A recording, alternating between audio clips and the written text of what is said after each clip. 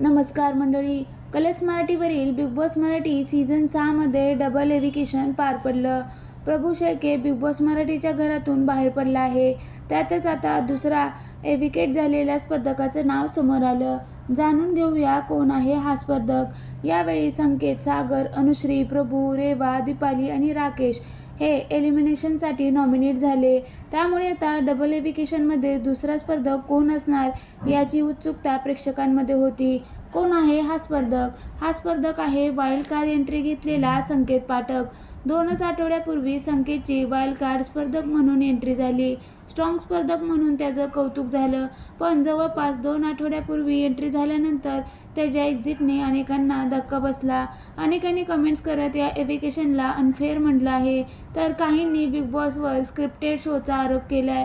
तर काहींनी राकेश आणि विशालला पुढे आणण्यासाठी संकेतला काढून टाकलं असं म्हटलं. आता घरात समीकरण बदलणार का?